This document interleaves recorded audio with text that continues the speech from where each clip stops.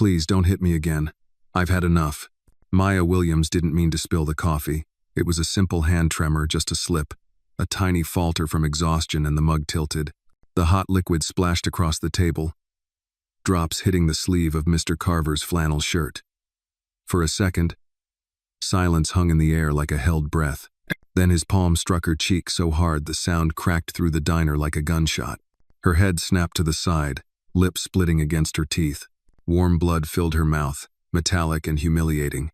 Carver rose from the booth slowly, as if savoring the moment, eyes narrowing at her like she was vermin on his boots. "That's what you get," he growled. "Stupid girl. Can't even serve coffee right." Maya staggered back, one hand on her cheek, the other instinctively raised in defense. Her voice trembled, desperate and broken. "Please, sir, I didn't mean to. I'm sorry. Please don't hit me again." Carver leaned toward her, breath heavy with whiskey. "People like you ought to learn your place." Her knees weakened. She pressed against the counter, trying to hide the shaking in her legs. Behind the grill, Miller dropped his spatula with a clang. His jaw clenched, but not with concern for anger at her. A flush of irritation crept up his neck. "What the hell is wrong with you, Maya?" He barked loud enough to shake salt shakers. "You just lost me a paying customer. Can't you do one damn thing right?" Maya's voice trembled.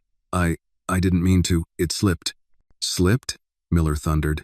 "You slip every other day. If you weren't always so slow, so scatterbrained, maybe you'd still have a future. Instead, you're here making a damn mess of mine." "Miller, please," she whispered, clutching her apron as if it could shield her. "I need this job. I need the hours. My little girl." Miller waved her off like she was dirt. "I don't give a damn about your sob story, Maya. You're hanging by a thread here, and you just cut it yourself." The words hit harder than Carver's slap. Her chest felt crushed, breath shallow, a storm of panic rising. "Miller, please, I'll pay for the coffee. I'll clean everything, I swear. Don't fire me, not over this." She fell into a pleading rhythm, voice cracking under the weight of desperation, dignity dissolving on the dirty tile floor. "I'm trying, I swear I am. My daughter, she's only 4. I can't lose this job, please, sir, please." Someone in the booth by the window coughed awkwardly. The old couple at table 4 stared down into their mashed potatoes. No one stood up. No one said a word. Except him. From the farthest booth in the corner, a man rose slowly. He looked unremarkable, worn jeans, a plain gray shirt, the kind of man who could slip unnoticed into a crowd. But as he stepped into the silence, there was something in the way he carried himself steady, deliberate, that turned heads.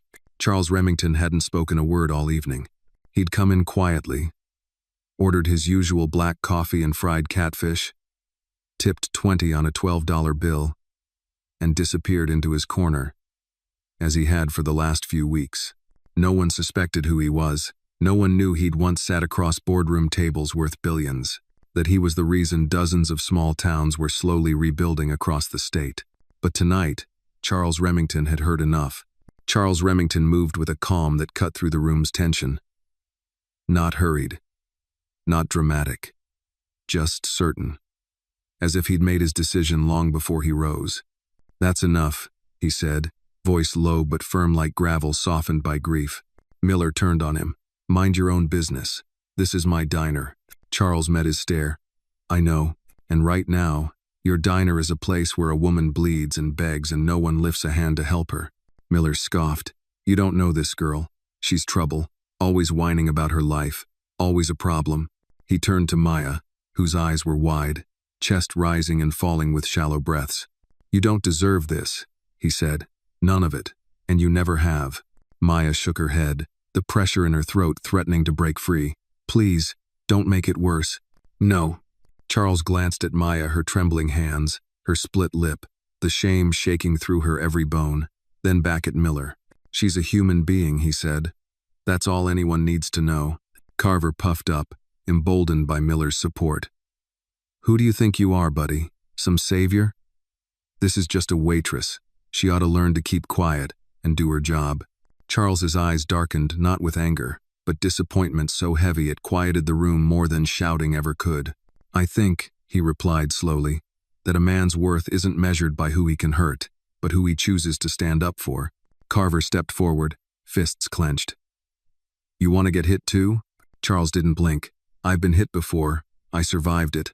But I won't stand here and watch this continue. He took $100 bill from his wallet and set it beside Maya's spilled coffee mug. For the meal, he said softly. Then he slid his gaze to Miller, and for the cost of looking the other way. The bill sat there green, crisp, accusing. Miller's face twisted not in guilt, but rage at being challenged in his own territory. You can walk right out that door, mister, and don't come back. I will leave, Charles answered. But this isn't over. He looked at Maya one last time. His voice softened, almost a whisper. You don't deserve this, and one day, you won't have to beg anyone to see your worth. Nay. Then he walked out, the bell above the door chiming like a small, stubborn hope. Maya watched through tears as he crossed the lot, climbed into an old pickup truck, and sat with his head-bowed hands gripping the steering wheel as if steadying himself against a memory too heavy to hold standing. Inside the diner, life resumed, forks lifted, heads lowered, breathing resumed, but nothing felt normal. Not to Maya. Not anymore. She pressed her palm to her bloody lip, trembling. She didn't know the man's name. She didn't know why he cared. But she knew one thing. Someone had seen her not as a burden, not as a nuisance, but as a person worth defending. In a life full of silence, that mattered. If this story moved you, give it a like and drop your city in the comments below. You never know who else nearby is watching with you. And outside, Charles whispered to himself, voice rough with old grief. Ruth, I found hair. He opened the glove box and touched the embroidered handkerchief again. R.W. Ruth Williams, Maya's mother, the woman who once ran into fire to save him, tonight lit a different fire. And he wasn't going to let it die. Not this time. The next morning, the coffee stain was still there. A brown splotch soaked into the floor tiles behind booth 3. Faint but stubborn. Maya saw it as soon as she clocked in. Her lip was swollen, the cut barely closed, covered lightly with concealer that couldn't quite mask the bruising beneath. She didn't want to come back. Every step through the diner door was like walking into a room where the walls whispered your humiliation. But rent didn't wait for bruises to fade, and her daughter's shoes had a hole in the sole. She tied her apron in silence, not meeting anyone's gaze. A few regulars muttered polite hellos, unsure whether to act like nothing happened or say something and risk being pulled into the mess. So they did what most people do when faced with discomfort. They stayed quiet. Miller didn't speak to her. He just handed her a rag and pointed toward booth 3. She crouched down to scrub the stain, ignoring the ache in her cheek, the sting of coffee against healing skin. The tile was cold beneath her knees. The rag soaked quickly, brown bleeding into white. She scrubbed harder. Still here, huh? A voice said, thick with contempt. Maya looked up to see Carver sitting at his usual table, arms crossed, eyes scanning her like he was inspecting a cracked dish. She quickly dropped her gaze and returned to scrubbing. Guess Miller wasn't serious after all, he continued. Man talks tough, but business is business. You should be grateful. Some places wouldn't tolerate mouthy help. Maya didn't reply. She couldn't afford another confrontation. Not now. Not with everything still so raw. She stood, wiping her hands on the apron, and walked to the coffee pot like muscle memory had taken over.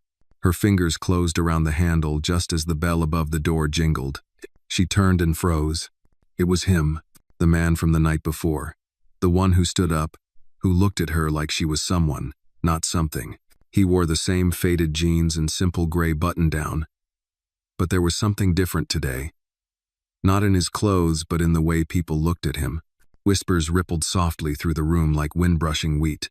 Maya stood still, coffee pot forgotten in her hand. Charles Remington gave a brief nod to the hostess and moved toward his corner booth, the same seat as before. He didn't scan the menu. He didn't glance around nervously. He simply sat and waited. Maya hesitated, then approached. Her heart beat faster with every step. Her hand trembled again. This time not from fear, but from the weight of questions she hadn't dared to ask. Black coffee? She said, voice quiet. Charles looked up at her with the same calm from the night before. Yes, please. And if the catfish is fresh, I'll take that again. She nodded, not yet ready to speak more. As she poured his coffee, he studied her face, not in pity, but in recognition. He noticed the lip, the wince when she turned, but he didn't ask about it, not yet.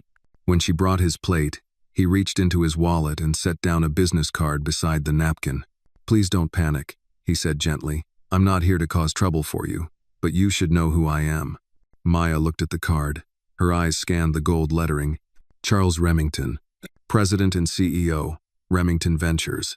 Her fingers tightened around the edge of the tray. The name was familiar vaguely. She'd seen it once on the local news. Something about rebuilding community centers, renovating old businesses. But it didn't connect. Not until now. I don't understand, she whispered.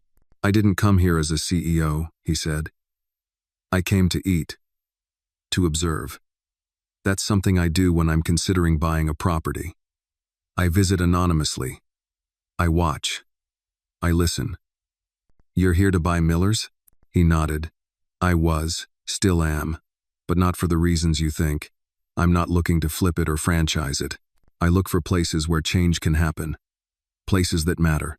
She blinked, heart pounding. Why would this place matter to someone like you?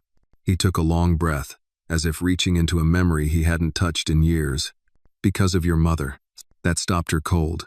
Her lips parted, but no words came. 24 years ago, he continued, there was a fire at a research facility outside Savannah. I was a junior partner at a development firm, young and foolish. I stayed behind to grab a file. The fire spread faster than we expected. I was trapped. Smoke filled the hallway. I couldn't see. His voice faltered for the first time. Then someone grabbed me, pulled me through the fire. I didn't know her name until later. Ruth Williams. She went back in for others and didn't come out. Maya's breath caught. Her mother. The story she'd heard in fragments her whole life. How Ruth had died saving people, but the details had always been vague. Now, here was a man who had lived because of her sacrifice. She was my mother, Maya said, barely above a whisper. I know, Charles said softly. I saw her photo in your wallet when you paid last week. I wasn't sure until last night, but I knew I couldn't stay silent. Maya sank into the booth opposite him, her hands trembling. I don't know what to say, she said. You don't have to say anything, he replied. But I need to say this. I didn't come back to be a savior. I came back because I owe her. And maybe, in some small way, I can make that debt mean something. Silence stretched between them, thick with memory and the weight of unspoken grief. Finally, Maya spoke. Miller won't let me stay here long. Not after last night. He hates me now more than ever. Charles looked toward the counter where Miller was pretending not to watch. Then maybe he shouldn't be in charge of this place anymore. Her eyes widened. You'd really buy it? I'd rebuild it, he said. But I won't do it without someone who understands what this community really needs.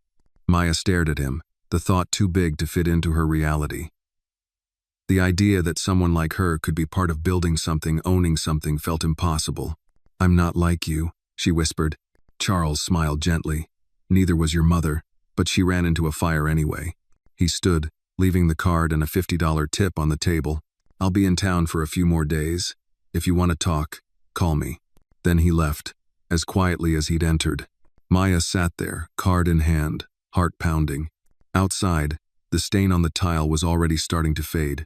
Charles Remington drove slowly, his fingers tapping against the worn leather of the steering wheel. The sun dipping behind the pine trees that lined the narrow Georgia road. His truck creaked over every bump, old suspension complaining under the weight of silence. He could have driven something newer, sleeker, but he preferred this rust-colored Ford. It reminded him of where he started. Not the boardrooms, not the hotel lounges with white tablecloths, but the back roads of rural Georgia, where a man's word still meant something, and the scars of poverty ran deeper than cracked sidewalks. His mind wandered, inevitably, to the fire. It had been late fall, cool night, dry air, perfect conditions for something to go wrong, and it had. A forgotten space heater, an overloaded breaker, something small that spiraled into something devastating. He remembered the smoke before the flames.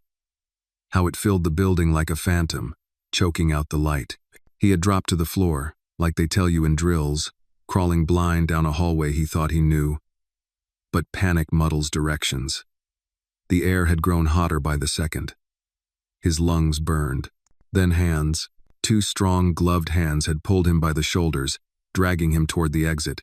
He never saw her face in the moment. Just her voice.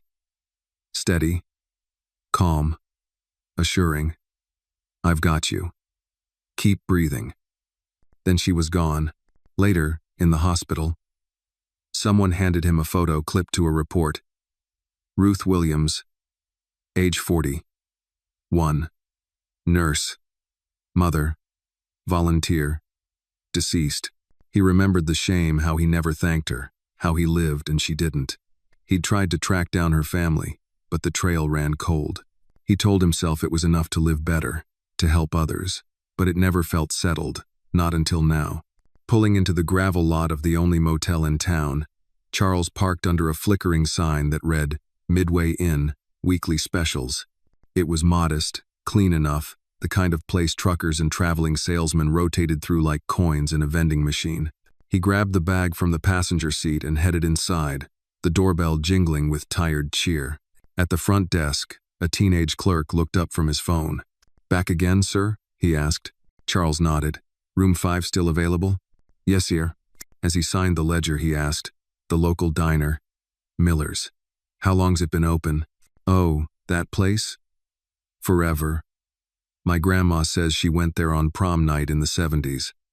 It's kind of a town staple, though the food's gone downhill.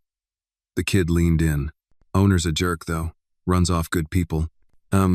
Charles gave a non-committal grunt and took his key. Later that night, he sat on the edge of the motel bed, a foam coffee cup steaming beside him, laptop open. Documents filled the screen, business records, zoning maps, Miller's tax history. He wasn't bluffing. He was already 3/4 through the process of acquiring the property. All it needed now was a signature. But this wasn't just a transaction anymore. He clicked over to a folder labeled Community Concepts. It was filled with blueprints, renovation models, plans to revitalize struggling businesses into local anchors, job training hubs, shared kitchens, open mic stages, safe spaces for after-school programs. But they all lacked something Maya had in spades. Soul. Real lived-in soul. The kind you can't replicate with reclaimed wood or Edison bulbs. He tapped the table thoughtfully. This was more than Ruth's legacy now. It was Maya's shot, and he wasn't going to hand it to her like charity. He would offer it like a mirror. Show her the strength she already had. Just like her mother did for him. Back at her apartment, Maya tucked her daughter into bed, brushing curls away from her forehead as the child murmured, "Love you, Mama." "Love you more," Maya whispered, her voice raw from the day. She stood for a long time in the hallway, watching her breathe. Her fingers still clutched the business card Charles had given her, edges bent from overhandling. She'd read it a dozen times. It didn't feel real. She moved to the tiny kitchenette and poured herself a glass of water, wincing at the dull ache in her jaw. The bruises would bloom by morning purple reminders of a man's cruelty and another's silence. But the card, that meant something else. Possibility. Change. Terrifying, unreachable change. She pulled a shoebox from the cabinet above the fridge. Inside were the fragments of her mother's life, a hospital badge, a watch that no longer ticked, a faded photograph of Ruth holding baby Maya, joy lighting her face. And at the bottom, the newspaper clipping, "Local nurse dies saving others in Savannah fire." No mention of names, no survivors listed, just a 2-paragraph write-up beside a car dealership ad. "I didn't even know who you saved," Maya said softly.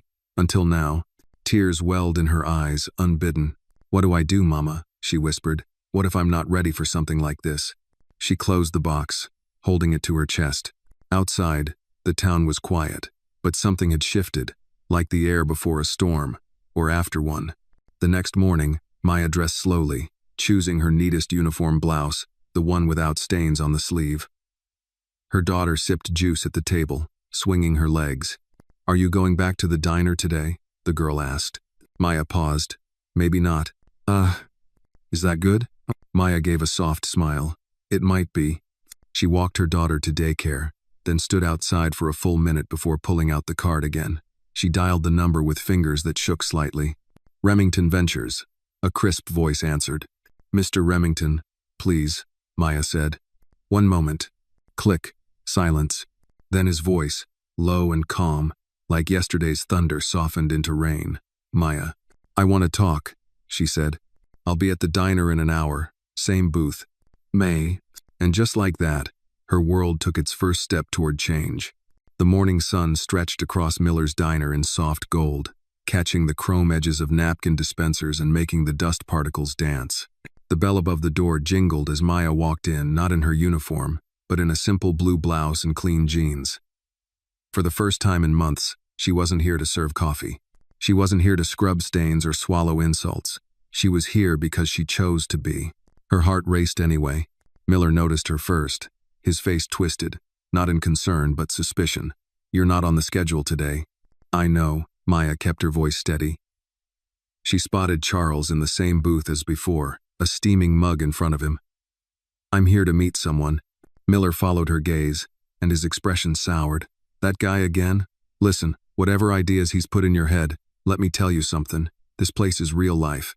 Folks like us don't get saved by rich men in shiny trucks. He drove a beat-up Ford, she murmured. What? Nothing, sir. Miller smirked like he'd won something. Thought so. Maya walked away from him slowly, resisting the urge to rub her still tender cheek. She approached the booth and stood for a second before Charles looked up. His expression warm but not pitying. Just present. Grounded. Seeing her. You came, he said simply. Maya nodded and slid into the seat across from him. To her surprise, her hands weren't shaking this time. You said you'd explain. I did. Charles leaned back. But only if you asked. You did. She took a breath. What exactly do you want from me? Before answering, he glanced toward Miller, who was pretending to wipe the counter while clearly eavesdropping. Charles lowered his voice. I want to buy this diner, and I want you to help me build something from it. Something real. Something this town needs. Maya blinked. I'm a waitress. You're a mother, a survivor, someone who keeps showing up even when life doesn't give you a reason to. He paused. Your mother was the same. Her throat tightened. I can't be her. I'm not asking you to be. His gaze softened. I'm asking you to see what she saw in herself, what I see in you. Maya looked down, fingers tracing the edge of the table. A war raged inside her, a lifetime of being told she wasn't enough versus the echo of her mother's courage. Somewhere between those two truths, she felt something shift, something small but real. Why here? She asked. You could buy anywhere. Because change doesn't start in big places, he said quietly. It starts in forgotten corners, in small rooms where someone dares to believe in better. Her eyes stung. She blinked hard. I don't know anything about running a business. You know how people should be treated. That's the foundation of every good place. She wanted to believe him. God, she wanted to. But fear sat heavy in her chest. Everybody in this town knows I need this job, she whispered. They know I struggle. They've already judged me. Charles shook his head. People don't judge you because of who you are. They judge you because of what they fear losing. If someone like you rises. He paused. And fear is loud. Courage is quieter, but it lasts longer. Maya let those words settle. Then she leaned in, voice low. Miller will never let you buy this place. Macy. Charles's lips twitched like a secret smile. He already did. Signed the papers yesterday. Maya's breath stopped. He what? He thought he was selling to a group from Atlanta. Charles lifted his mug. Turns out it was me. Her pulse thundered in her ears. Miller had no idea, but he would soon. So what happens now? She whispered. Now, Charles said, we build, but first, we do this properly. He slid a folded envelope across the table. Severance pay for you, 6 weeks worth. Even though he wouldn't have given it. Maya stared at it like it might vanish. I didn't ask for this. I know. His voice was soft. That's why it means something. She swallowed hard. Her fingers brushed the envelope but didn't take it yet. What if I say no? Then you walk away with that check and a reference from me. He met her eyes. But I don't think you'll say no. I think you're scared because you know what a yes would mean. D. What's that? That you're capable of more than anyone ever let you believe. Her breath trembled. Before she could answer, Miller stormed over, clattering plates onto the next table with unnecessary force. You two done playing pretend? He snapped. Some of us got work to do. Charles stood slowly. He didn't raise his voice. He didn't puff his chest. He simply looked at Miller the way someone looks at a bully who's already lost. Yes, he said, we are. Maya rose beside him, legs unsteady but heart strangely sure. Miller scoffed. Good. Now get out. Both of you. Charles nodded, as if expecting it. We will. After one last thing. He pulled a document from his jacket pocket and set it on the counter. Miller grabbed it, scanning the front page. His face went from confusion to disbelief to rage. What is this? Proof, Charles said evenly, that you no longer own this diner. The room fell still. You sold it, Charles continued. Yesterday. You didn't ask who the buyer was. Miller's jaw dropped. You lying? No, Charles interrupted. I keep my word. Something you should try sometime. The older man sputtered, voice shaking. You have no right. I have every right, Charles said. And soon, so will she. He nodded toward Maya. Everything in her stilled. Time folded. Memory and hope collided. Maya wasn't ready, but she was willing. And sometimes, that's all a future needs to begin. Charles stepped toward the door, holding it open. You coming? He asked. Maya took a breath shallow, shaking, terrified. Then she walked forward, not away from something, toward it. The sun had begun its slow descent when Maya stepped out of Miller's diner. Her face flushed from adrenaline, the envelope still clutched in her hand.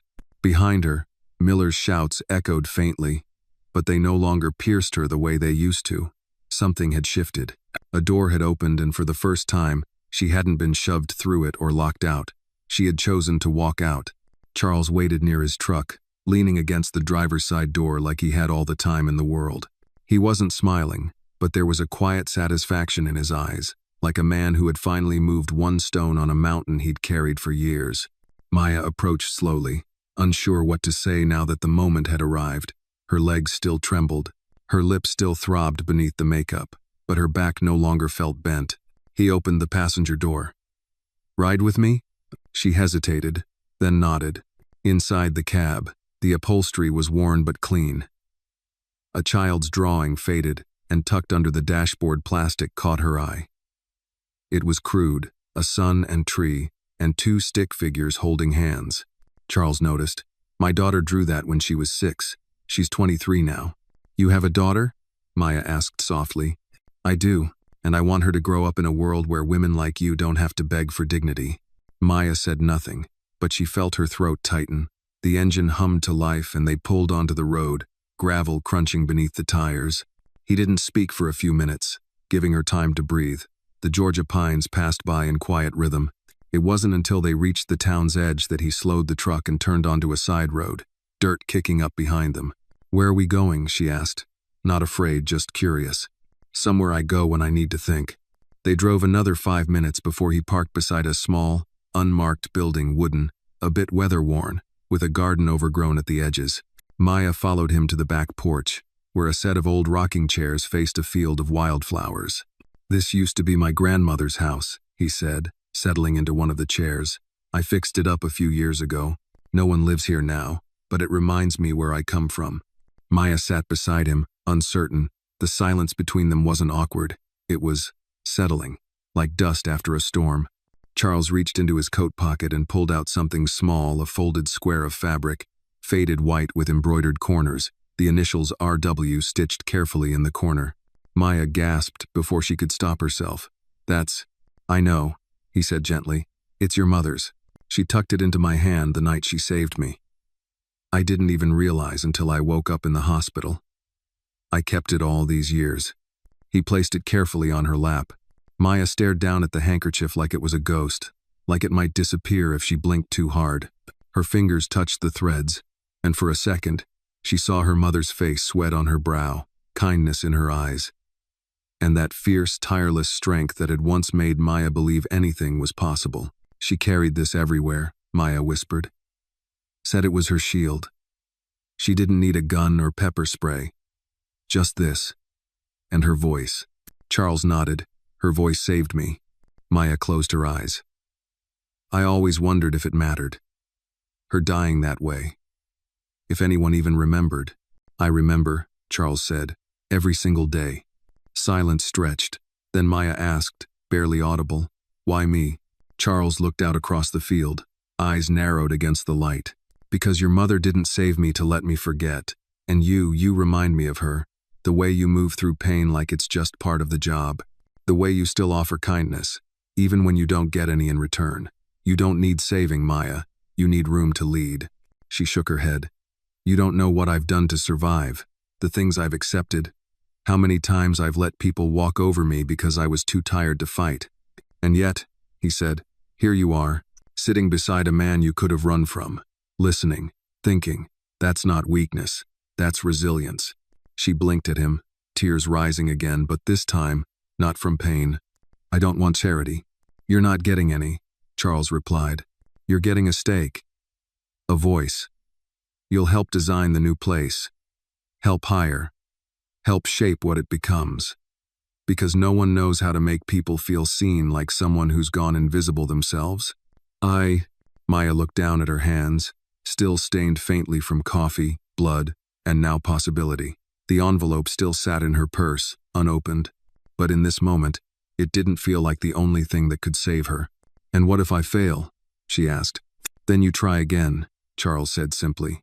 And I'll be there. The sun had begun to dip lower now, brushing the field with amber. A breeze tugged at the edge of the handkerchief in her lap. She reached up and wiped her cheek with it. I want to try, she said, voice trembling but firm. Charles smiled, not wide, not triumphant, just honest. That's all I needed to hear. They sat for a while longer, two strangers tethered by history, memory, and the shared understanding that healing doesn't always begin with shouting. It begins with one person being willing to stand still in another's pain. As they drove back into town, Maya stared out the window, the handkerchief still in her lap. She didn't know what tomorrow would bring. But for the first time in a long time, she wasn't bracing for disaster. She was looking for doors, and one of them had just opened. The next morning, Maya stood in front of her hallway mirror, dressed in the same blouse she'd worn yesterday. But everything about her felt different. Her shoulders weren't hunched the way they used to be when preparing for a shift at the diner. Her hands, once clenched in silent resistance, now rested calmly by her sides. But her eyes were tired. Not the weariness of long hours or unpaid bills. This was something deeper, a tug of war between fear and something new. Hope. Behind her, her daughter played with a doll at the kitchen table, humming a tune Maya didn't recognize. The morning sun warmed the tiny apartment, casting streaks of light across the linoleum floor. It was the kind of morning that might pass unnoticed in any other life. But today, Maya felt its weight. She walked over to her daughter and placed a small bowl of oatmeal in front of her, spoon already dipped and ready. Thank you, Mama, the girl said sweetly. Maya kissed her forehead and lingered longer than usual. How would you feel, she asked softly, if Mama got a different job? Her daughter looked up. Like, not at the diner? Maya nodded. The little girl shrugged. As long as you still come home and tuck me in. Maya smiled, heart squeezing. Always. She stood again, walked to the counter, and picked up the business card from where she had placed it the night before. Remington Ventures. The gold lettering was elegant but not flashy. Even the card was quiet. Intentional. Like the man who carried it. She had said she wanted to try. She meant it. But overnight, the old doubts had crept in like a slow fog, questions whispering at the edges of her mind. What if he changes his mind? What if this is all too good to be true? What if you mess it up, Maya? She slipped the card into her purse, kissed her daughter again, and headed out. The walk to the diner felt surreal. She wasn't going there to clock in or to carry a tray. She wasn't going to beg Miller for anything. In fact, she wasn't going for Miller at all. But as she turned the corner and saw the old sign, Miller's Diner, home of the bottomless coffee, her feet hesitated. Memories surged. The grease-stained uniforms, the way her back ached after double shifts, The nights she cried in the walk-in freezer so no one would hear. She almost turned back. Then she heard a voice behind her. "You came." Maya turned. Charles stood a few steps away, coffee in hand, a paper bag tucked under his arm. "I brought breakfast," he added. "The diner's closed today. Figured you might want to sit somewhere without being watched." She hesitated. "I'm not sure I'm ready." He didn't answer right away. Just held out the bag. "There's a bench in the park 2 blocks over," he said. "Shady, quiet. You don't have to decide anything today. Just sit with it." Maya took the bag. It was still warm. They walked in silence, and soon reached the park, really just a grassy square with a few oak trees and a rusting jungle gym. The bench he'd mentioned faced a small fountain that hadn't worked in years. The sound of cicadas hummed faintly in the background, and the breeze smelled faintly of honeysuckle. He sat beside her. She opened the bag. 2 sausage biscuits, a small jar of jam, and a napkin folded with care. She smiled faintly. "This is better than anything Miller ever served." Charles laughed. Low bar. They ate in silence for a while, broken only by the occasional bird call and the sound of children playing in the distance. Finally, Charles spoke. "You don't owe me anything." Maya turned her head slightly. "You don't have to say yes to make up for what your mother did. Or because you think I expect something. You say yes if it's yours. Not mine." She looked down. "What if I can't do it?" "What's it?" "Lead. Build. Make something new. I've been surviving for so long, I don't know how to dream anymore." Charles leaned forward, elbows on knees. "Then let's start smaller. Don't call it a dream. Call it a place where you don't get slapped for spilling coffee. Where you're not spoken to like you're worthless. Where someone like your daughter could grow up and believe she belongs anywhere she wants to be." Maya blinked. That image, it cracked something open in her. "Her name's Ava," she said softly. Charles smiled. "Pretty name. She's already smarter than me," Maya added. "Good. Then you're doing something right." Maya laughed, quiet and short, but real. Her eyes brimmed again. "I've spent my whole life just making do. I've never been asked what I wanted something to look like.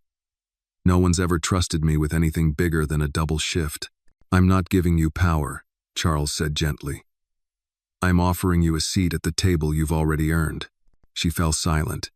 The park suddenly felt like the center of the universe, just a quiet corner where her world could change again. After a long moment, she asked, "What happens next?" "We draft a plan," he replied. "We file new permits. We design the space with people in mind, not just profits. And you," he paused, "you'll be part of all of it. From paint color to hiring." "That sounds terrifying," Maya admitted. He nodded. "Most good things are." She exhaled, slow and steady, then reached into her purse, pulled out the envelope he had given her the day before, and placed it on the bench between them. "I haven't even opened it," she said. "You don't have to," he replied. She slid it back into her purse. "I'm not saying yes yet," she said carefully, "but I'm not saying no either. That's all I need for today." They sat quietly again, the sun now higher, casting long shadows across the grass. Maya leaned back against the bench and let the wind brush her face. "I'll be scared," she said after a while. "I know," Charles replied, "but I think I'd be more scared to go back." He nodded. "That's how you know you're walking toward something better." The Remington family estate in Savannah wasn't the sort of place most people ever saw in person. Hidden behind wrought iron gates and towering oaks, the house sat on acres of manicured lawn, its white columns weathered with grace, not neglect. But Charles didn't visit much anymore. Too many memories soaked into the wood paneling and marble floors. Too much of his past, polished but hollow. Today, he stood in the guest house behind the main building, staring at the faded file he had pulled from an old safe. Incident report, 2001 Savannah fire. Stamped with the Remington Development Company's seal. It had taken years for him to even look at it again. He flipped through the pages slowly. The typed accounts were dry. Clinical pages of loss, reduced to fire codes and timestamps. But then he found it. Her name, Ruth Williams, emergency nurse, volunteer responder, fatality on scene. His hand trembled slightly. The paper smelled like old smoke. His throat tightened. He remembered the heat, the way it had closed in around him like a living thing. He had been 30 then, overworked and full of pride, refusing to evacuate until he had retrieved a presentation file from his office. It was a mistake he never forgave himself for. The hallway had collapsed behind him. The lights had flickered out. Smoke flooded the corridor, so thick he couldn't breathe, couldn't see. He had crawled on the floor, blindly. Panic had set in, the kind that makes a man realize how very alone he is. Until she came. He never saw her face, just the voice, hoarse but firm. "You're not dying here, baby. You got too much to do." And then hands on his shoulders, dragging him. Her body shielding his. The last thing he heard before blacking out was her coughing, choking, still telling him. Almost there. He woke up in the hospital 3 days later. She never made it out. That guilt had carved something permanent in him, not just survivor's guilt, but the knowledge that someone had seen worth in him when he was most worthless. He had spent the years after trying to live in a way that honored that moment, building his company with a heart for the forgotten, the unseen. But it had always felt incomplete. Until Maya. He closed the file gently and stepped outside. The Georgia sun hit him full in the chest, and for the first time in a long while, it didn't feel heavy. Back in town, Maya stood in front of the closed diner. The closed for renovation sign was taped to the window, and for once, it didn't feel like an ending. It felt like a breath drawn before speaking. She glanced at her reflection in the glass door. Her split lip had faded to a soft bruise.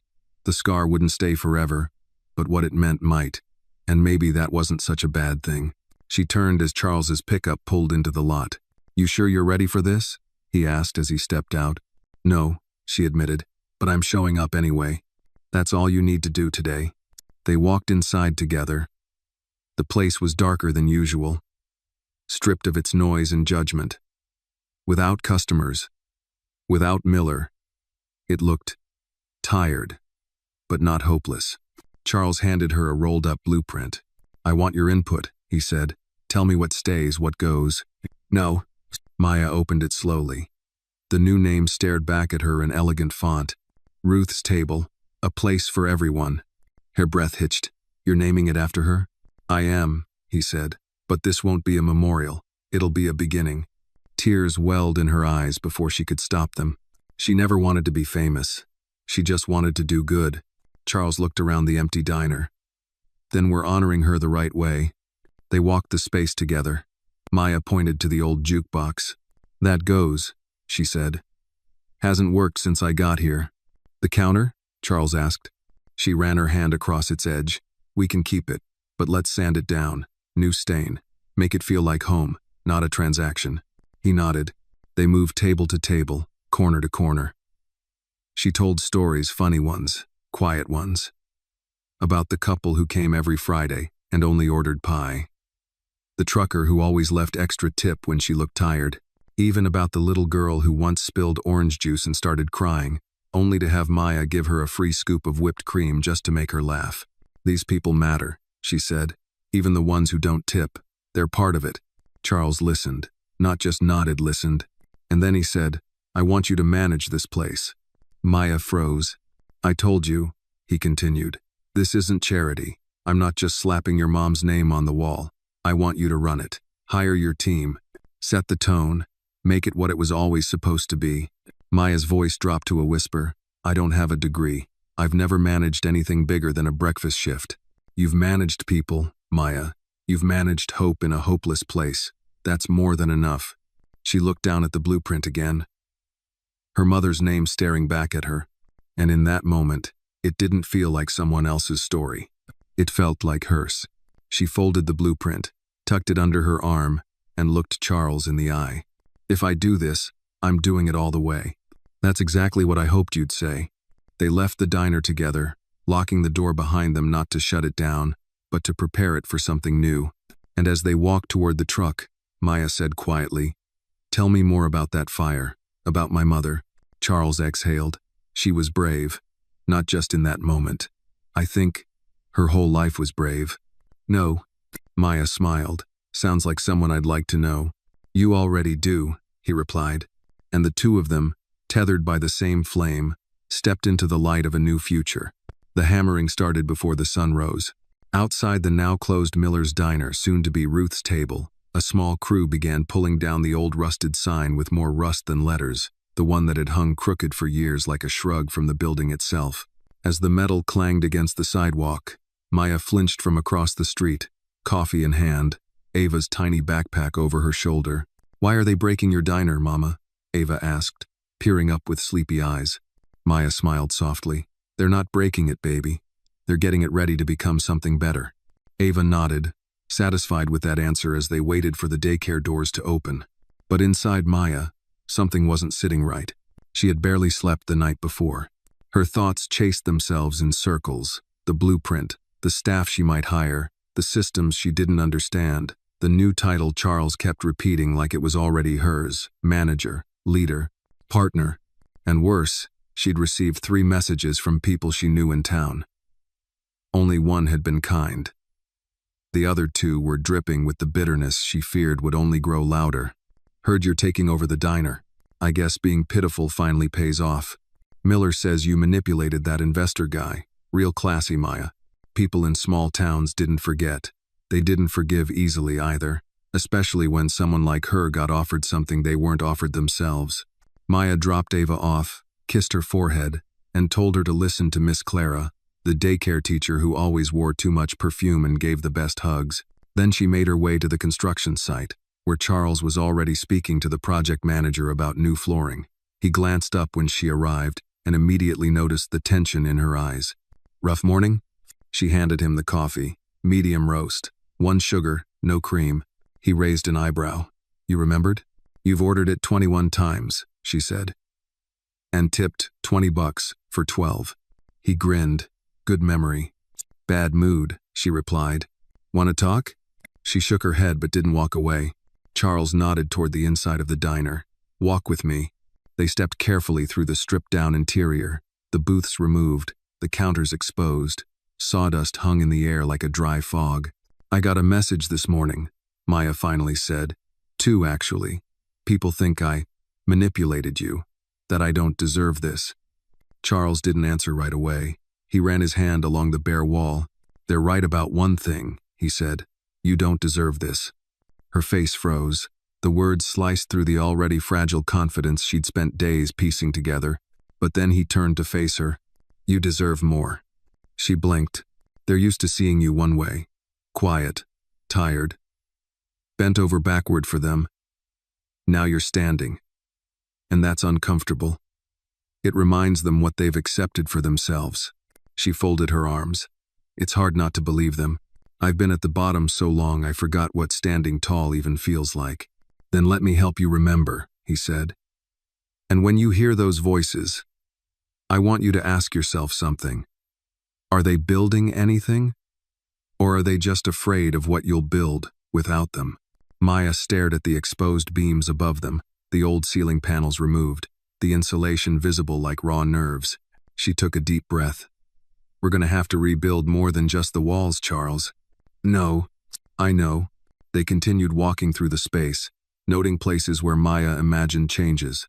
She pointed to where she wanted a bulletin board for community news, a wall for customer artwork, a corner where teenagers could read or do homework. "I want it to feel like home for people who never felt welcome before." Charles smiled. "You're already thinking like a leader." But even as they planned, tension was brewing. That afternoon, the local news site ran a headline: "Outsider buys diner. Fires owner local woman named manager amid controversy." The article was filled with half-truths and vague accusations, quoting Miller, who claimed he'd been tricked into signing the contract. He painted himself as a victim, ousted by an emotional story and outside money. Commenters lined up to choose sides. Some defended Maya.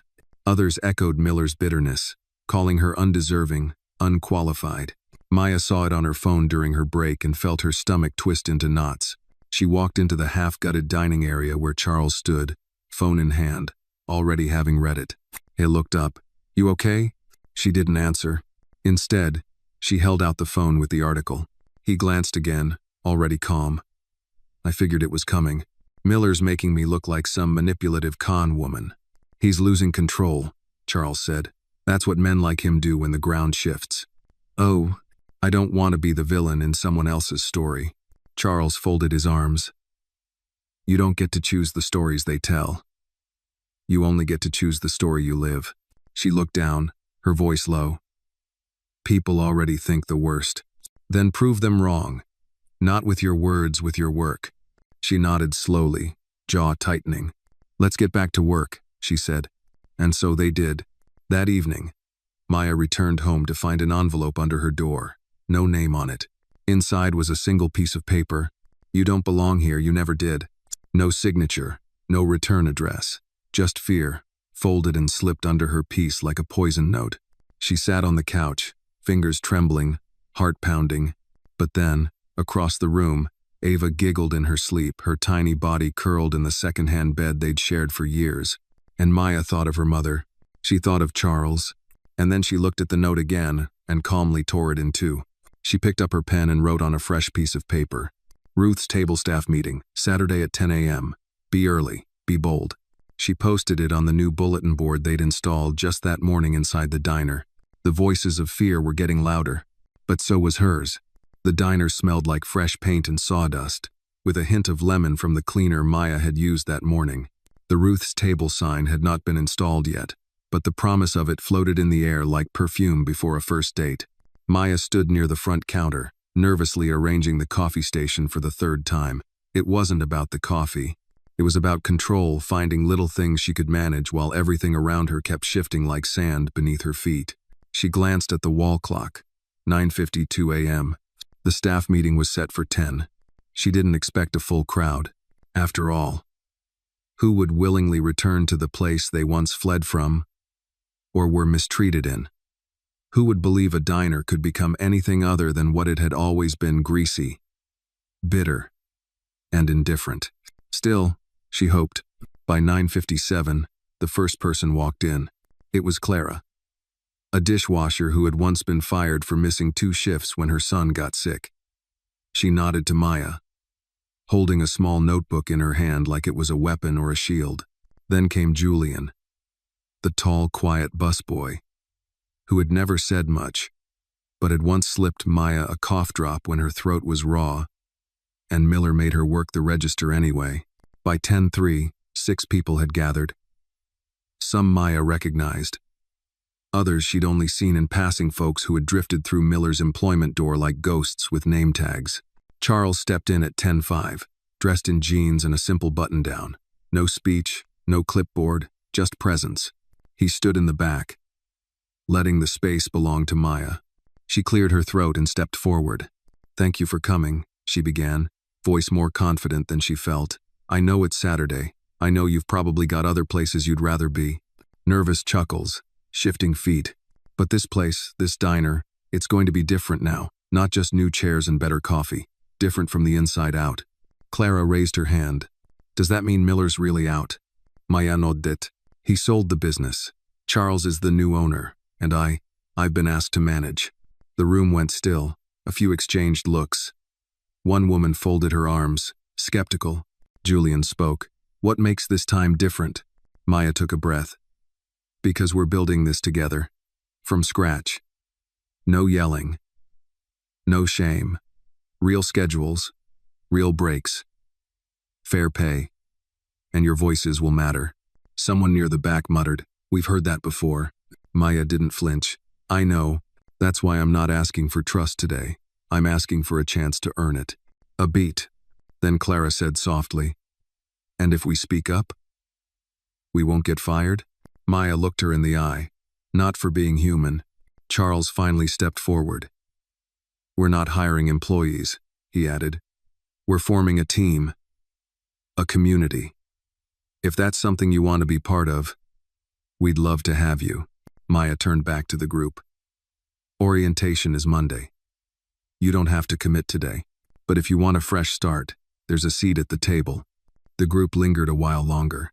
Some asked questions about hours, uniforms, tips. Maya answered each one with the best balance of confidence and honesty she could muster. She didn't pretend to have all the answers, but she made one thing clear: this would not be Miller's diner too. As the staff slowly filed out, Maya walked toward Charles, who leaned against the wall, arms crossed. "You did good," he said. "I fumbled half of that. You spoke with your heart. That's what matters most." She nodded, though anxiety still tugged at her gut. Half of them won't come back Monday.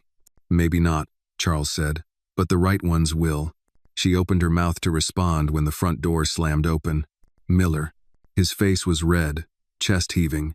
He looked older than he had just a week ago, like bitterness had aged him overnight. "You think you can just erase me?" he barked. Charles stepped forward, protective but calm.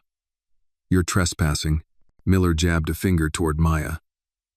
"She's a waitress." "A waitress, Charles, not a manager." "She barely passed high school." Maya didn't move. "Do you know what people are saying?" Miller shouted.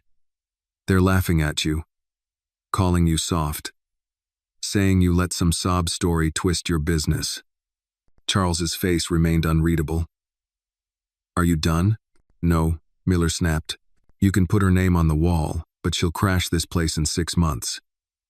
And when she does, I'll be here to buy it back for pennies." Maya stepped forward, voice quiet but unwavering. "You're wrong," Miller sneered. "Oh yeah? You think some sad little smile and a pity hire make you a leader?" "No," she said. "But showing up every day when the world tells you you're nothing that makes you something. Building a place where people matter that makes you dangerous to men like you." "Maigret." Miller laughed, bitter and sharp. "You think you're better than me now?" Maya tilted her head. "No. I think I stopped being afraid of you." The room was silent. Miller's face twitched. He looked at Charles, then Maya, then back again. And then, without another word, he turned and walked out, slamming the door behind him so hard it rattled the glass. Maya exhaled, her knees weak. Charles placed a hand gently on her shoulder. "You handled that better than I would have." "No. I wanted to scream," she admitted. "But you didn't. Only because my daughter's teacher says deep breaths solve almost everything." Charles laughed. "Then maybe you should be the one teaching me." Maya smiled faintly. "Let's just get through Monday." He nodded. "Then we build." Outside, as the sun began to dip below the tree line, Maya stared at the new locks on the diner door. Behind her, dust still hung in the air, and memories still clung to the walls. But the future? It was starting to look like hers. The morning air buzzed with the kind of tension that only comes from new beginnings. Maya stood in front of the mirror in her apartment's tiny bathroom, adjusting the collar of her blouse with slow, steady fingers. It wasn't new. It was the same sky blue shirt she wore to interviews years ago, the one her mother had sewn a little heart into behind the bottom hem. A secret, stitched symbol. Maya touched it now, feeling for courage. From the next room came the soft rustle of her daughter, Ava, coloring at the table, humming a song she'd made up about pancakes and stars. Maya smiled despite the nerves climbing up her spine. Today wasn't just a new job. It wasn't just a diner. It was the start of a promise.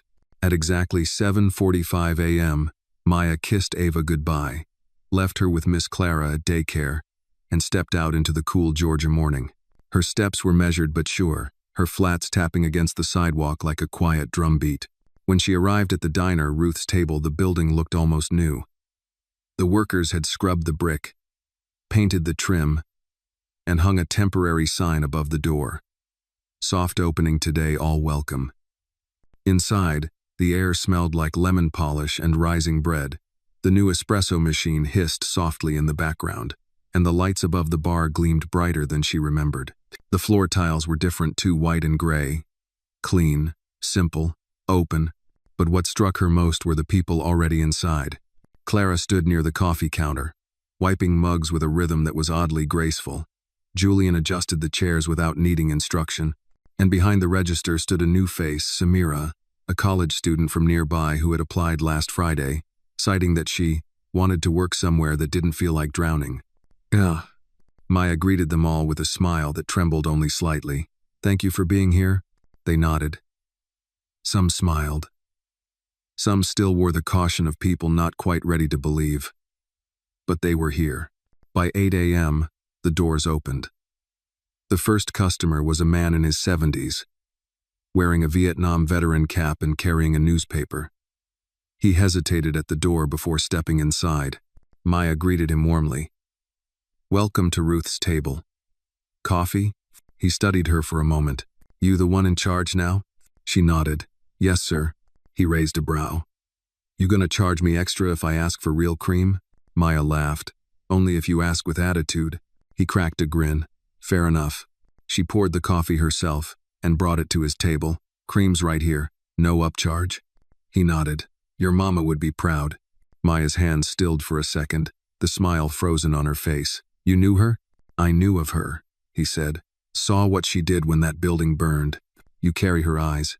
Maya blinked hard. Thank you. By mid-morning, the diner buzzed softly. Not packed, but steady. Locals trickled in, some curious, some skeptical. But the smell of fresh biscuits and kindness worked faster than suspicion.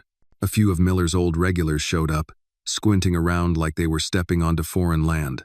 One of them muttered, "Feels too nice in here," but ordered grits anyway.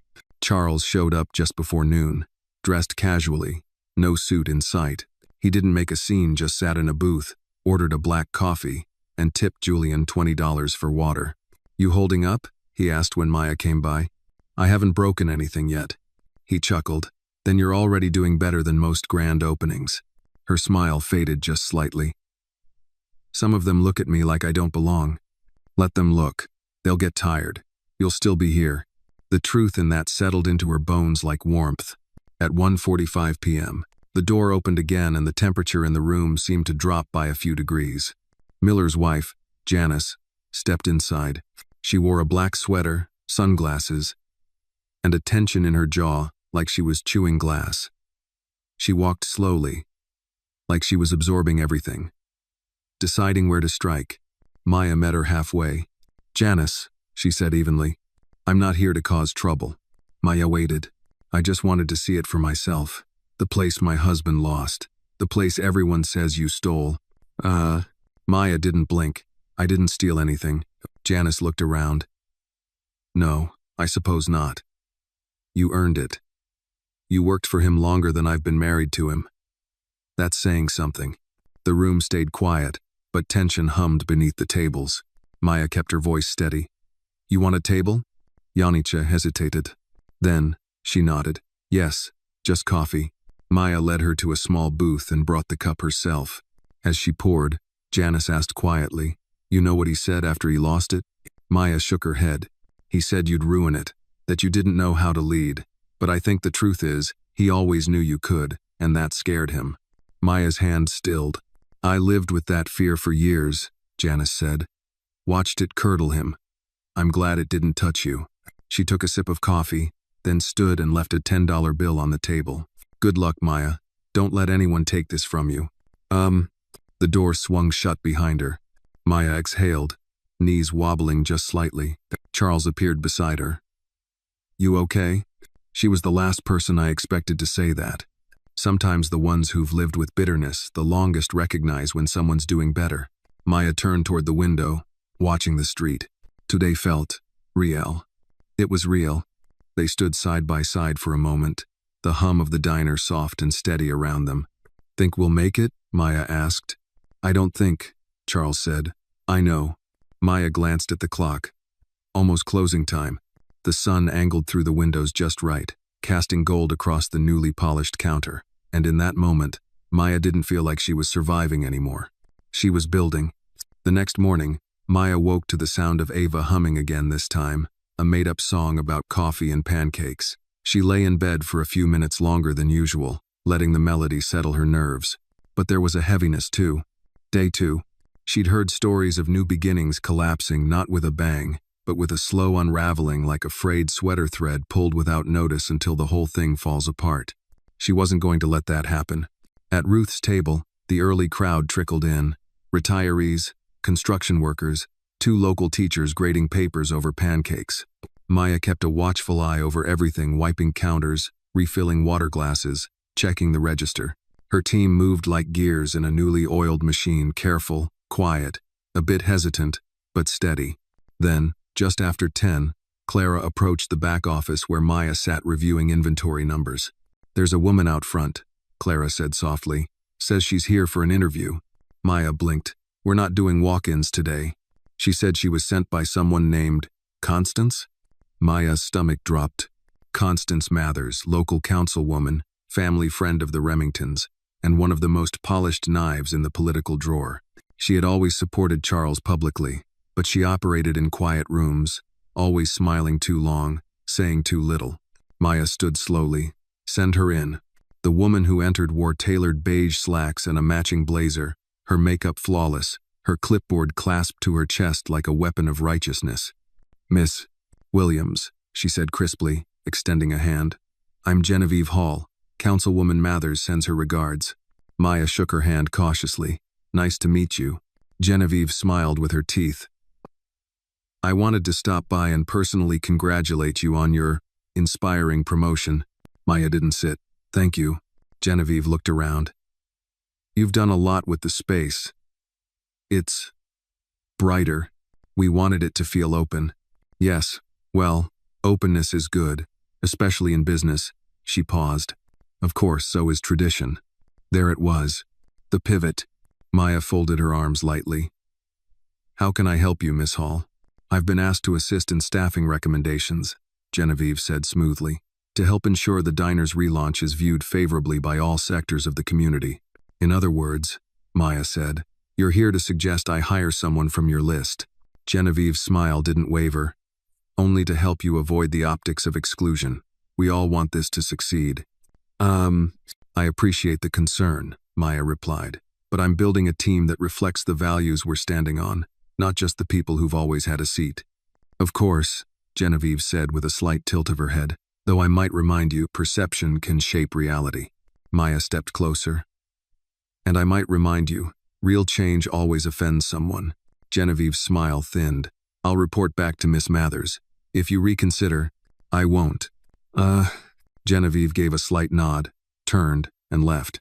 Charles arrived shortly after and found Maya still standing in the office doorway. You look like someone just threw water on your fire. Councilwoman Mathers sent a representative. Subtle pressure dressed as help. He frowned. What'd she want? To stack the staff with her kind of people, keep the image safe. Charles Sahil. Genevieve Hall. Maya nodded. She's been trying to steer my business since the beginning. I used to let her. But this time, we hold the wheel. Maya smiled faintly. That's what I said. He studied her for a moment. You okay? I think so.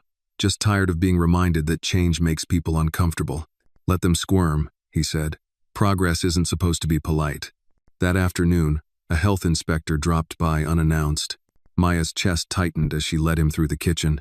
He wore gloves, checked under sinks, inspected storage temperatures, noted things on a clipboard with expressionless efficiency.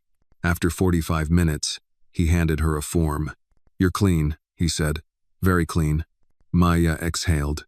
But as he turned to leave, he hesitated. You're doing good work here, Miss Williams.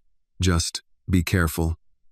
Not everyone in this town likes when things shift. She nodded, eyes sharp. Let them get used to it. No. Later that evening, just before closing, Maya took out the trash. As she approached the dumpster, she noticed something odd, a strong smell of gasoline. She stopped, looked around. Her heart picked up speed. The back alley was quiet, but something was off. She looked down. The ground was wet. A trail of liquid leading from the side of the building to the trash bins. She turned back toward the diner and called out, Julian! He appeared in seconds. What's wrong? Call the fire department, she said, her voice tight. And Charles. Now. Within minutes, lights flashed, sirens wailed, and 2 firefighters were examining the trail. One knelt, dipped a cloth into the liquid, and sniffed. Gasoline, et confirmed. Intentional pour. Someone tried to light the place up, another said, but maybe the wind shifted. Maybe the match didn't catch.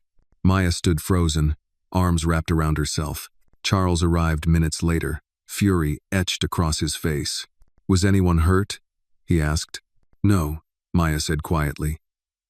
But someone wanted to scare us. It won't work. It's already working, she whispered.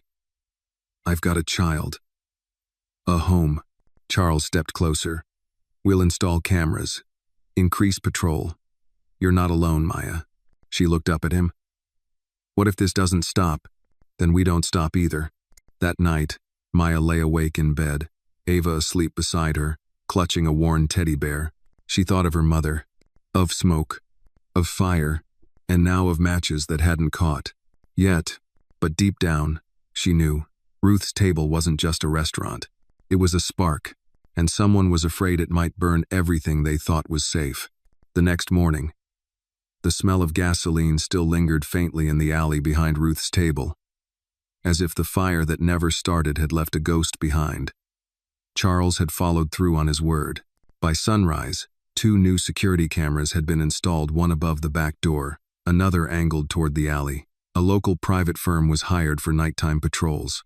But the damage wasn't just physical, it was psychological, and it had begun to spread. Maya sat at her usual corner table before opening hours, flipping through her daily schedule and staff notes. Her coffee had gone cold. Outside, someone walked past the diner and spit on the sidewalk, deliberate, loud, visible through the window. Julian walked in a minute later and said nothing, but he'd seen it too. "That's the 3rd time this week," he said, tying his apron. Maya didn't look up. "Let them keep walking. You think it's the same guy? Does it matter?" He shrugged. "Kinda does. Because if it is, I'd like to meet him." She finally looked up. "We don't throw fists in this diner, Julian." "No." He nodded, but his clenched jaw told another story. At 9 a.m. sharp, the doors opened. Business trickled in slowly, as it had every morning since the soft launch. But by noon, there was a noticeable shift in the energy. A man in his 50s ordered a BLT, then loudly asked Samira, "Are you even from here?" Another customer left a single cent as a tip wrapped inside a paper napkin with the word charity scribbled across it. Clara found a flyer taped to the side entrance. "Don't let pity poison our town. Boycott Ruth's table." Maya tore it down with a tight jaw. By mid-afternoon, she stepped into the office to breathe, but her phone buzzed before she could exhale. A message from Charles. "Town hall meeting tonight, 7 p.m. They're discussing us." That evening, Maya stood in front of her mirror again. No work blouse this time. She chose a simple black sweater, gold earrings her mother once wore, and a brown leather notebook she hadn't touched in years. When she arrived at the town hall, the parking lot was full. Inside, the crowd buzzed, not quite angry, not quite civil. Like a match being struck over and over but never quite catching flame. Charles found her near the door. "You don't have to speak." "Yes, I do," she said. The council members sat on the raised platform at the front of the room, beneath the faded portrait of the town's founder. Councilwoman Constance Mathers occupied the center seat like it was a throne. The microphone crackled. "We'll begin with new business," she announced. Namely, concerns raised regarding the reopening of the former Miller's Diner under new management. A murmur rolled through the room like thunder. Constance continued. "Several community members have expressed discomfort over what they describe as a dramatic and untraditional shift in ownership and staffing, particularly given the speed and opacity of the transition." Maya's stomach clenched. Opacity? The papers were public. The sale was legal. The transparency had been thorough. Someone from the crowd stood. "We didn't get a say. That diner's been part of this town for 40 years. And now it's suddenly some memorial project for a maid?" The room grew louder. Maya stood up. The murmurs didn't stop. If anything, they rose in volume. Constance noticed her and reluctantly said, "Miss Williams, if you wish to address the council." Maya stepped forward, heart pounding, palms damp. She reached the podium and looked out at a sea of half-familiar faces, some hostile, some curious, some afraid. "My name is Maya Williams," she began, "and I'm the manager of what you're calling some memorial project. But Ruth's table is more than that. It's a second chance for me, and for a lot of people you stopped seeing." A scoff echoed from the back. "I've lived in this town all my life," Maya continued. "I served you coffee when you were hungover. I brought extra napkins to your kids. I stayed late when no one else would. I bled for that diner." She paused. "And now, because someone gave me a chance, I'm trying to make it better, not just for me but for this town, because we need better." A woman in the front row said, "You think painting the walls and changing the name makes you a saint?" Maya's voice didn't rise. It deepened. "No, I think refusing to stay small when the world expects you to shrink makes you brave." Charles stepped forward. "She's not asking for permission. She's offering an open door. If you want to step through it, You're welcome. If not, we'll still be here tomorrow. And the next day. And the next. The crowd grew quiet. Maya closed her notebook without reading a word from it. We're not here to replace the past. We're here to redeem it. Constance's smile was tight, but she nodded.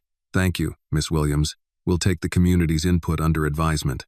Men, but everyone in the room knew what had just happened. The tide had shifted. Maya stepped back from the podium, not triumphant, not broken but standing tall. Outside, Charles walked her to her car. That was brave, he said. I was terrified. Courage isn't the absence of fear, Maya. It's walking through it anyway. She unlocked the door. They're still going to come after us. Let them. We've got the light now. She smiled faintly. See you at dawn? He asked. Every day until they stop fighting or I stop shaking. He nodded. Then I'll be there too. And as she drove home beneath the darkened sky, Maya felt something settle in her chest. Not peace, not safety, not yet but resolve.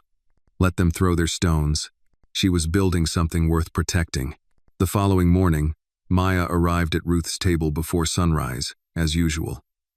The early chill of fall was settling into the Georgia air, and mist clung to the pavement like old sorrow. She unlocked the diner's front door with practiced hands and flipped the lights on one by one, bathing the place in warm amber tones. It felt like sanctuary. But peace didn't last long. When she went to check the mailbox hanging outside the side entrance, there was something strange, an unmarked envelope, thick, sealed with red wax. No name, no return address. She hesitated, then opened it. Inside was a folded letter, typewritten. You think a few speeches and a coat of paint make you more than what you are? The town will never accept your kind in charge. We watched you beg. We watched you bleed. And now you're pretending to lead. You don't belong here. Step down before someone reminds you properly. Her breath caught. Her eyes scanned the alley. Nothing but trash bins and fog. But the note was clear. This wasn't just public tension anymore. It was turning private and pointed. She walked inside, folded the letter tightly, and slipped it into the drawer beneath the register. She didn't tell the staff. Not yet. Not when they were just starting to trust the ground beneath their feet. By 7:30 a.m., the morning rush began. Retired couples, a tired EMT crew coming off a double shift. Julian greeted regulars with a quick grin. Clara refilled mugs. Samira wiped tables and hummed a soft tune under her breath. The smell of biscuits and maple syrup filled the air. It almost felt normal again. But when Maya stepped into the office to restock the receipt paper, she found Charles already there, holding a manila envelope. You get a letter this morning? He asked. Her face froze. Yes. Why? He held up the envelope. I got one too. Same message. Same threat. She exhaled. It's not just whispers anymore. Charles leaned against the desk. It's coordinated. Somebody doesn't want this place to succeed. She nodded. You think it's Miller? Maybe. Or someone in his circle. Or just someone who's always hated seeing a black woman rise. I'm not stepping down, Maya said. I didn't think you would. He studied her. You're tired. I'm not the only one. No, but you're carrying more than most. Maya hesitated. Do you ever wonder if all this is worth it? Charles gave a dry chuckle. Every day. But then I remember what staying quiet felt like. And I'd rather be hated for doing the right thing than loved for letting rot continue. Maya looked at the envelope again, then opened the office drawer and placed both letters inside. I'm keeping them. Everyone. He raised a brow. Souvenirs? Receipts, she said. Proof. One day, someone's going to ask how we endured. I want to show them. Later that day, the doorbell above the diner rang. A young woman entered, no more than 25, with a clipboard and tired eyes. Her name tag read, The Sentinel, a local newspaper with modest circulation, but lots of community weight. Miss Williams? She asked. Yes? I was hoping I could get a quote. We're running a piece about the town hall meeting. There's a lot of talk. Maya nodded cautiously. What kind of talk? The reporter hesitated. There's a rumor that you used emotional manipulation to pressure Charles Remington into giving you control. That you exploited public sympathy. Maya's expression didn't change. And what does your paper think? We're just reporting. But people listen. Maya gestured to the booth by the window. Sit. The reporter obeyed, unsure. Maya sat across from her, voice even. You want the truth?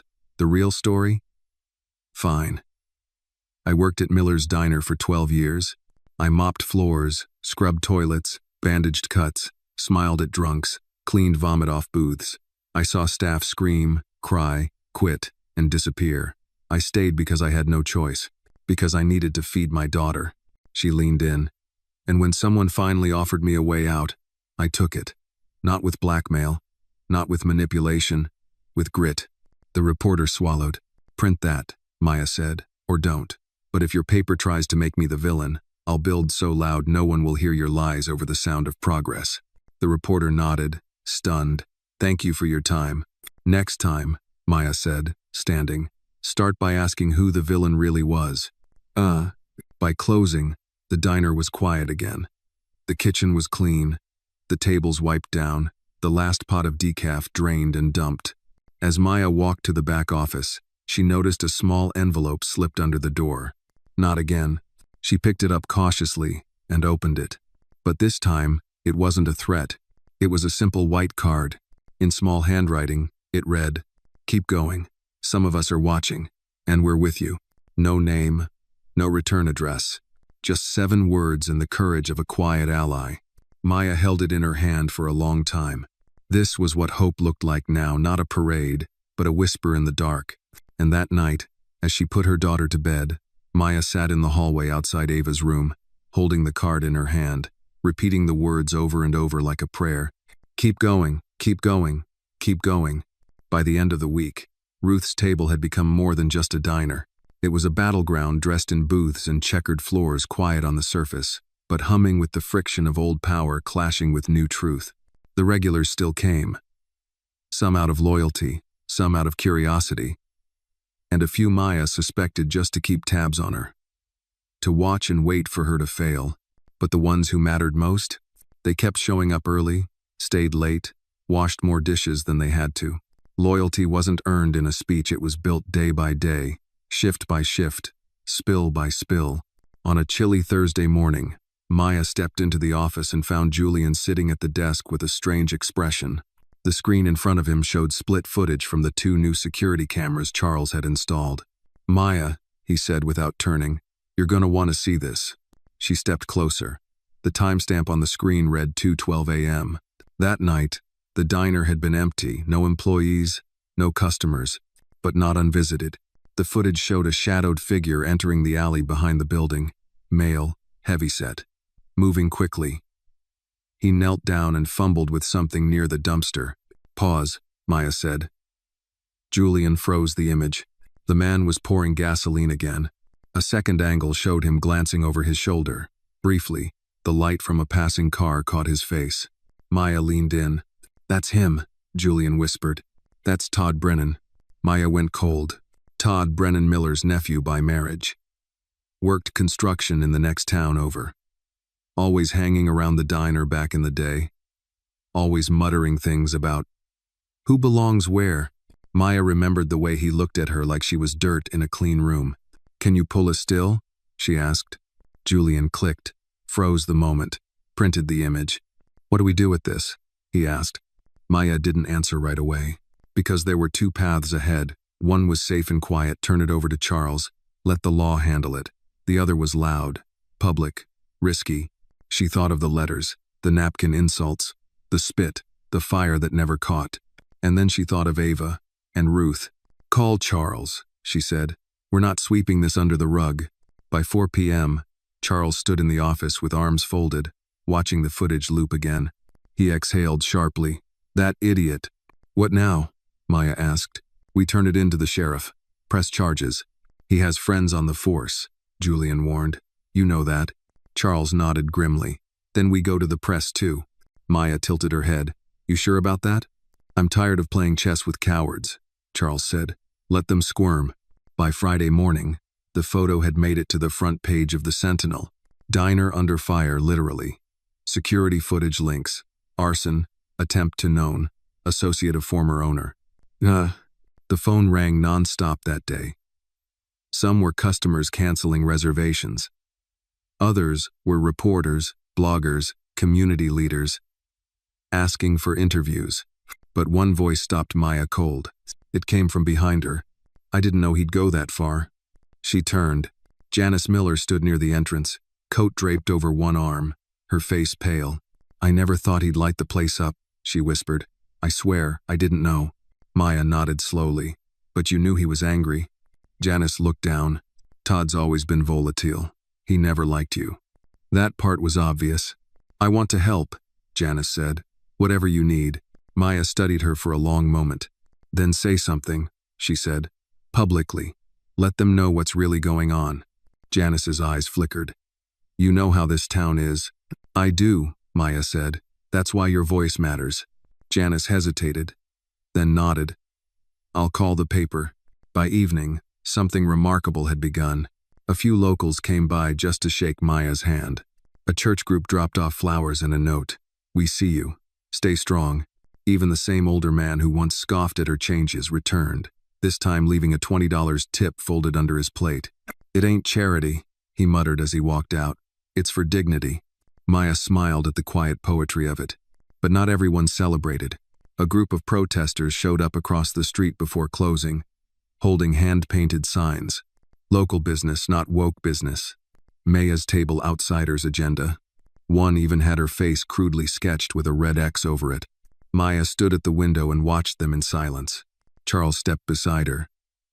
Want me to call the cops? No, she said. Let them stand there. Let everyone see them for what they are. Julian joined her. Can we make a sign too? What would it say? She asked. Julian smiled. It would say, we're still open. And we're not going anywhere. Maya laughed. And then the staff made signs not to counter-protest, but to hang inside the diner. Kindness served here. Come hungry, leave seen. Respect is the house special. That night, Ruth's table glowed from within like a beacon. The laughter was louder, the coffee hotter, the walls thicker. And Maya, she stood a little taller, not because the danger had passed, but because the truth was finally louder than the lies. Sunday morning brought rain, not the violent kind, but a slow, relentless drizzle that seemed to soften the edges of everything it touched. Buildings, sidewalks, even people. Ruth's table opened late that day, with fewer customers trickling in than usual. The air smelled of damp coats and warm biscuits, and the soft ping of cutlery echoed gently through the half-filled room. Maya didn't mind the quiet. After the chaos of the week, the threats, the article, the protests, silence felt like a reprieve. But beneath the calm, something stirred.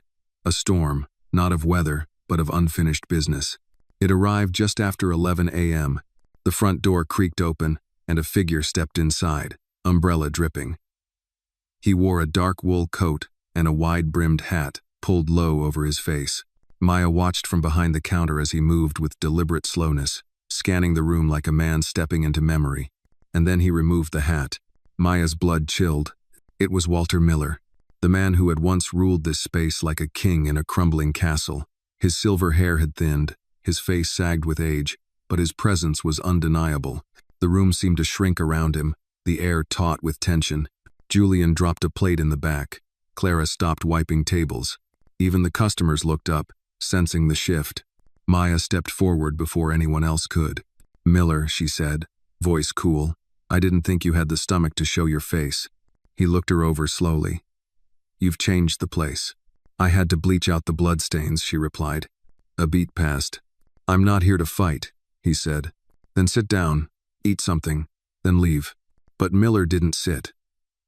Instead, he walked slowly through the diner, eyes touching every table, every chair. His hand brushed the corner of the counter, his old post. You know, he said softly, my father built this place. I know, Maya replied, and you nearly destroyed it.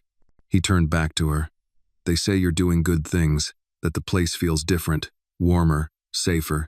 She didn't respond. Miller took a deep breath. I never hated you, Maya. She narrowed her eyes. You hit me. I know. Lo. You stood by while your employees mocked me, underpaid me, humiliated me in front of customers. I know. You saw me bleed and asked me to mop it up myself.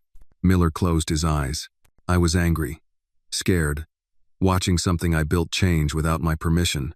I didn't understand what you were trying to do, but I do now. Maya stepped closer. No, you don't. Because if you did, you'd say more than I was scared. You'd admit you were wrong, that you were cruel, that you built a throne on the backs of women like me and called it legacy. Miller's shoulders sagged. For the first time, he looked truly old. I came here today to ask for forgiveness. Maya blinked. I lost everything, he continued.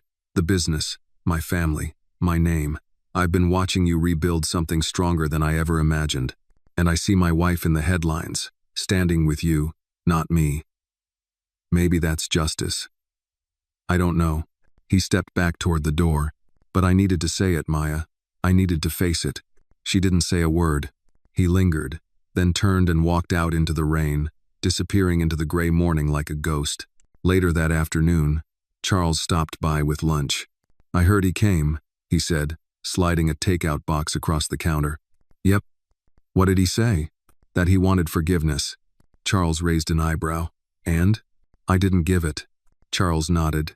You don't owe him that. I know, she said, but it felt strange, like he knew this chapter was closing. Maybe it is. She opened the takeout box and found her favorite fried chicken sandwich with extra pickles. She smiled. You remembered. I pay attention. They ate together in the back booth as rain pattered against the windows. You ever wonder, Maya asked, what it would have looked like if this diner had been built right the first time, with fairness, with equity? Charles smiled. You're doing that now. She nodded. Yeah, but sometimes I think, how many people had to get crushed before I got here? Too many, he said, but you're breaking the cycle. She looked out the window, at the street slick with rain, at the space where Miller had stood. I hope so. That evening, after the last table was cleared and the lights dimmed, Maya unlocked the office drawer and pulled out the letters again, the threats, the warnings, the whispers. And then, she pulled out the one kind note. Keep going. Some of us are watching. And we're with you. She placed it on top, then reached into her bag and removed something new. A journal. She opened it to the first page. Ruth's Table, Year 1. And beneath it, she wrote, Justice doesn't always wear a badge. Sometimes it wears an apron, scrubs the floor, and refuses to leave. Maya closed the book and placed it in the drawer beside the letters. Tomorrow would bring more battles. But tonight, she had claimed a little peace. Monday morning brought with it an eerie calm, the kind of stillness that sits on a town like fog, silent but thick, waiting to be broken. Ruth's table was steady, too steady. Regulars came and went with stiff smiles, and the hum of conversation was lower than usual. Julian noticed it first. Feels like people are whispering louder than they're talking, he muttered as he wiped down the coffee counter. Maya nodded from across the room. She'd been feeling it, too, the undercurrent of tension, like something unspoken was slipping through the cracks of their progress. Then the phone rang. Clara answered it and froze. She turned to Maya, voice uneasy. It's for you. Sheriff Granger. Maya's heart stuttered. She took the phone. Miss Williams, the sheriff said without pleasantries, I'd like you to come down to the station. Something's come up. What is it? It's better we talk in person. An hour later, Maya sat in a plain interrogation room across from Sheriff Granger. He was an old-school man, slow-talking, heavy with silence, and too comfortable in a chair of authority. He placed a folder on the table and slid it toward her. Inside was a printed screenshot of a post from a local Facebook group. The image was blurry, but recognizable. Maya standing at the town hall podium, her face circled in red. The caption read, New management, same game. Don't be fooled. The hero of Ruth's Table has a record. How long before the truth comes out? Below it, dozens of comments. Speculation, gossip, threats. Maya's breath caught. This is a lie. Granger didn't flinch. Do you have a record? I was arrested once when I was 19, she said flatly. A misunderstanding. Charges were dropped. I've had no issues since. This is character assassination. Granger nodded slowly. We've confirmed there's no standing record. But someone's digging. Someone wants to turn the tide against you. Is this why you called me here, to warn me? Granger's eyes narrowed. to ask if you plan to press charges for the threats. The surveillance footage alone is enough to go after Brennan hard. Maya leaned back. And what happens if I do? He hesitated. It could stir more tension, but it sends a message. She looked at him directly. Let it stir. I'm not here to be palatable. I'm here to change things. Granger tapped his fingers on the table. You've got backbone, I'll give you that. Maya stood. No, Sheriff. I've got purpose. Back at the diner, Charles was waiting. He listened as Maya recounted everything: the sheriff, the post, the threats resurfacing. This isn't about the diner anymore, she said. It's about fear. They're afraid of what this place represents. Charles nodded. And they should be. He pulled out his phone and showed her something. A message from Councilwoman Constance Mathers. This has gone far enough. I strongly advise you to step back before things become irreparable for you and for the community. Maya scoffed. She's not warning us. She's threatening us. Charles sighed. We always knew she was part of the old guard. But this is war. Maya looked around the diner at Clara, folding napkins with shaking hands, at Julian, pretending not to eavesdrop but failing. They were all soldiers now, willing or not. I need to say something, she whispered. To who? To everyone. Oh. That evening, Maya sat down at her small kitchen table, opened her laptop, and began to type. She didn't write a press release. She wrote a letter, an open letter to the community. My name is Maya Williams. I'm the manager of Ruth's Table, a place some of you used to call Miller's Diner. I've heard the whispers. I've seen the posts. I've felt the heat of small-town scrutiny sharper than a knife. Yes, I was arrested when I was 19 for defending a friend during a protest. The charges were dropped, and I went back to work, back to serving you biscuits and coffee like nothing ever happened. Because that's what women like me are expected to do: endure in silence. But not anymore. This diner is not just mine. It's a symbol of change, of second chances, of justice served hot and without apology. You don't have to like me, but you will not break me. To those who support us, thank you. To those who fear what we represent, we're not going anywhere. And to those still unsure, come by, sit down, order the house special, and see for yourself what we're building. With resolve, Maya Williams. She posted it to every platform she had: Facebook, Instagram, even the diner's website. And then she went to bed. By sunrise, the post had gone viral, not globally, but locally. Thousands of shares, hundreds of comments, people from all sides weighing in. Some attacked her, many defended her, but one stood out above the rest. A comment from a former waitress named Denise, long gone from the town. I worked with Maya. I saw what they did to her. If anyone deserves a second chance, it's her. Ruth's Table isn't just a diner, it's redemption on a plate. Maya read it 3 times, then turned off the screen. The whisper war was turning, and she wasn't afraid of the noise anymore. The sun barely rose the next morning, shrouded behind a heavy sky as gray as ash. A cold front swept through the town overnight, turning the air brittle and the sidewalks slick. But Maya was already at Ruth's Table by 5:30 a.m., unlocking the doors, switching on the lights, warming the coffee urns. She'd slept less than 3 hours. The comments section of her post had turned into a war zone. Allies, strangers, old classmates she hadn't heard from in years, everyone had something to say. Some praised her courage, others accused her of stirring division. The worst of it, though, were the private messages. Threats, slurs, dark promises wrapped in digital ink. She had reported the worst ones to Sheriff Granger. But she knew how this worked. The law lagged behind hate. Still, she stood. The world didn't need another broken woman who kept quiet. Julian arrived first that morning, then Samira, then Clara. They didn't say much. They didn't have to. They were all tired, but they were still there. By 7 a.m., the first customer walked in, a middle-aged woman in a postal uniform. She smiled at Maya, nodded once, and said, "One coffee, black, and thank you." Maya blinked. For what? For not backing down. That set the tone. The morning rush came earlier than usual. Older couples, blue-collar workers, a few college kids from out of town. More than once, someone paused to shake Maya's hand or press a folded note into her palm. She kept them all, but by noon, the tide shifted. A black SUV parked across the street. 3 men stepped out. One held a camera, another had a microphone. Local news. And with them came something else. Constance Mathers, councilwoman, queen of passive threats, purveyor of polished poison. She stepped into the diner like she owned it. The room went still. Cameras rolled. Maya wiped her hands on her apron, squared her shoulders, and stepped out from behind the counter. "Councilwoman," she said, "to what do we owe the visit?" Constance smiled with tight lips. "Just checking in on one of our most talked about establishments. With the media attention and all, I thought it best to ensure everything here is within regulation." Maya saw right through it. "You mean health codes, licenses, permits?" Constance nodded. "All of the above." Julian muttered under his breath. "She's fishing." Maya didn't flinch. "Everything's up to date. But feel free to inspect. Want a biscuit while you're at it?" The reporter stepped in.